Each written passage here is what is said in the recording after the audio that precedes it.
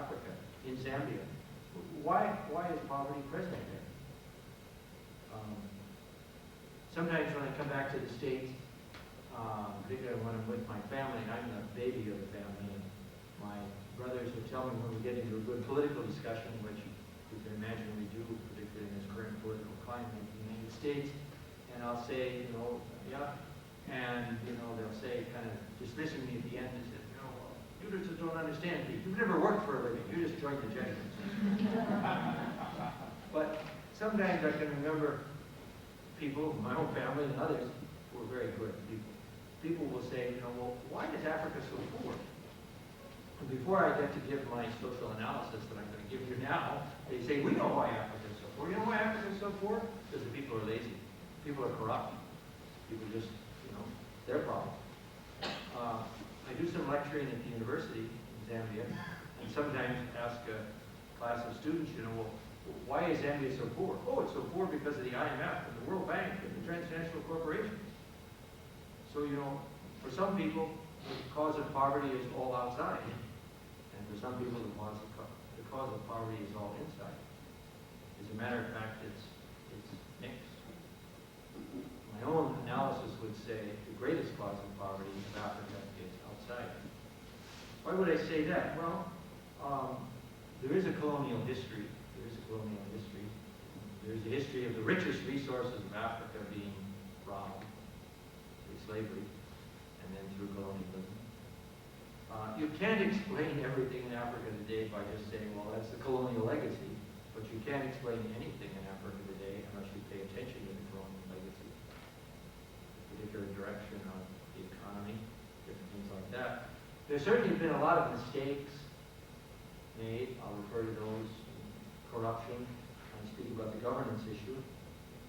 But I think the key thing is that Africa, and just to speak of Zambia, is caught in the global trends, the global situation, the issue of globalization, the trade questions, the debt questions, the direct investment, FDI, foreign direct investment, are not advantageous, basically, to African situations. I gave a talk at JSTV a couple of nights ago, and the title of the talk was, Globalization, is it good or bad for Africa, and specifically for Zambia? And I began my talk by saying, it's bad, end of talk. But I didn't have to talk more. So I gave a little bit more analysis. I think it's just clear to say that there are a lot of positive things in terms of globalization, and there are a lot of negative things. And the negative things are felt more strongly in Africa. Globalization is guided by an ethic of neoliberalism that, to put it in exaggerated terms, but real terms, has an ethic of profit orientation rather than people orientation. People should be benefited, and if they can be benefited, okay, but if that curtails the return on profit has to be paid attention to. We certainly experienced that in Zambia. And I could give other comments or so. But a thing that when I look at, the public policy issue of poverty, it's key. We evaluate the budget in Zambia primarily, not just the government, but civil society on what's it doing for the poor.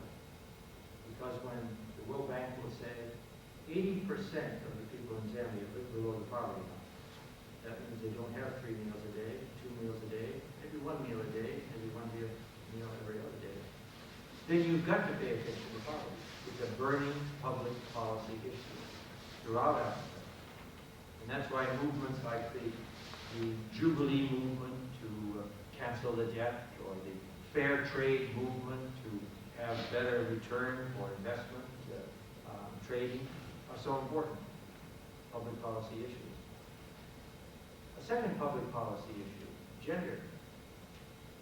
The majority of the population in African countries are women, except in some areas. And there, the majority are men. And why is that? Because women suffer more from the issues of poverty. Maybe it's because of age, maybe it's because of hunger, maybe it's just because of exhaustion. policy issue. The role of women in society is key, they feel poverty most. I'm going to say something on AIDS here. They feel AIDS most. They're most involved in feeding the people. Agricultural production, they estimate 70 to 80% of the food produced in Africa, around Africa, is produced, cultivated by, worked upon by women. And of course, they feed the families. But that's why the public policy question about women, about gender, is so important. The education of the girl child is central to the future of the countries. Under the IMF and World Bank conditionalities, Zambia had to restore cost fee charges to education. It had been free, but it had to be imposed on families that they had to pay for education. Now, if you have 5 or 6 children in a poor rural area, you'll probably send the boys to school and not the girls. The girls are getting married, so let's send the boys. They might get a good job and make some return. So. But for every 2 or 3 years of education that's given a girl, they'll marry later, they'll have fewer children, they'll take better care of those children. They'll join in the development of the area around. So investment in the girl child is investment in the future. The gender issue is not just a popular, politically correct issue. It's an issue of life and death for a country. I'm pleased to say that there's been more of an attention to political involvement of women. Just this very week in Seattle, at the University of Washington, the U.S. ambassador, the ambassador from Zambia to the United States will give an address. She's a woman. She ran for president. She didn't make it. She would have been a better president than the one who did make it, but an outstanding woman and representative of many outstanding women. They're involved in politics. They're involved in education. They're involved in healthcare. They're involved in agriculture. Certainly, the issue of the future of the country as a public policy question has to pay attention across Africa to the gender question. A third, and you can see all of these things are related, public policy issue in Africa is AIDS. I don't like to overwhelm the statistics because they kind of can blur the issue. But you know what they are. I come from a country where between 16 and 20% of the sexually active, 15 to 49, are infected. And where 100% of us are affected. Everyone is affected. Zimbabwe has maybe 23%, Botswana, South Africa 25%, Botswana 31%, Swaziland 37%. But that's a wipeout of the future. There's simply no future.